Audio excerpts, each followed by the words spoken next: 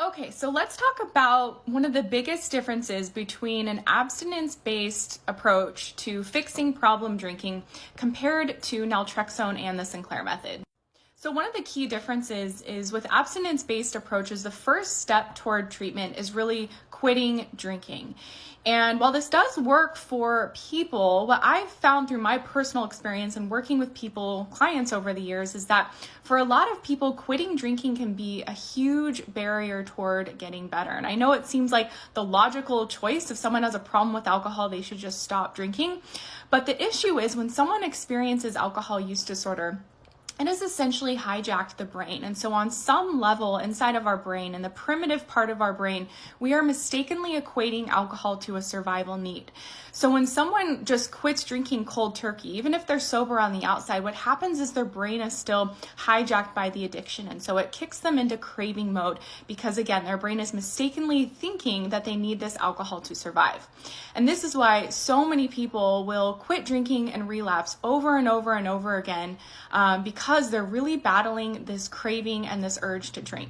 And this was definitely true for me. I tried to quit drinking literally dozens of times over the course of a decade, and whether I made it a couple of weeks or a couple of months, I could never stay sober long term. And I've heard this over and over again from clients that I've worked with as well.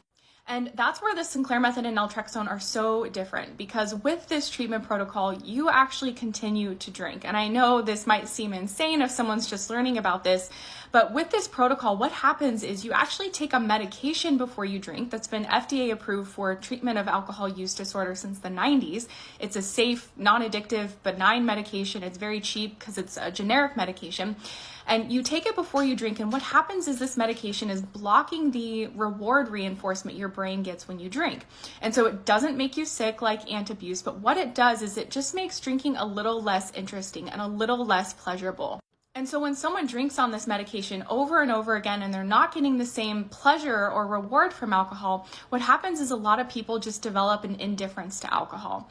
And that means that their craving and their desire for alcohol gradually fades away. They have more alcohol-free days. And even if they are continuing to drink, a lot of people develop an off switch and feel satisfied after just one or two drinks.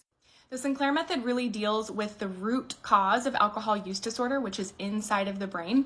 And a lot of people who go on this treatment protocol, within a matter of a year, they feel completely recovered from alcohol, whether they are still drinking in moderation and with control, or whether, like me, I quit drinking almost 4 years ago, and it was actually pretty easy to do just because I didn't care about alcohol anymore.